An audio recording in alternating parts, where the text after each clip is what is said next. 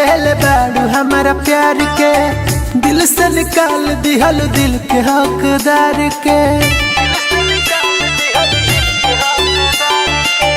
गजब के तोहफा देले बाड़ू हमारा प्यार के, दिल से निकाल दिहल दिल के हकदार के।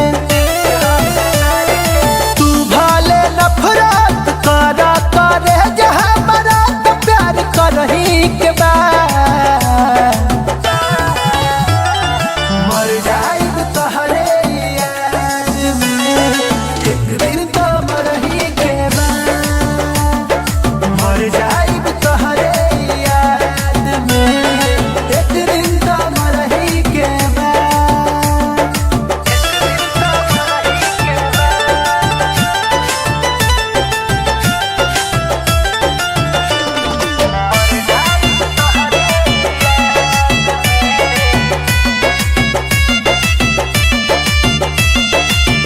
दोसर के हो गईल हमर सोझा जान हो, हमसे ढवाई ना गम के बोझा जान हो। दोसर के हो गईल हमर सोझा जान हो, हमसे ढवाई ना गम के बोझा जान हो। तोहरा तो पियवा के सेनुर लगा के गली में अब चढ़ही के बाद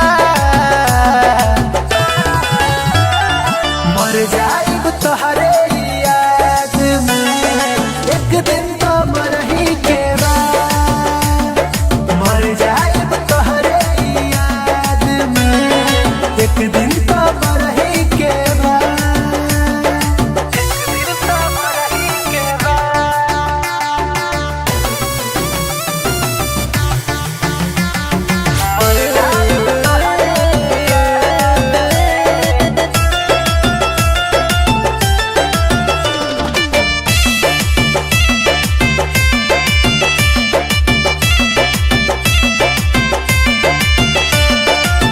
दिल टूटला के ना होला आवाज हो, तोड़ दल बन के मासूम धोखेबाज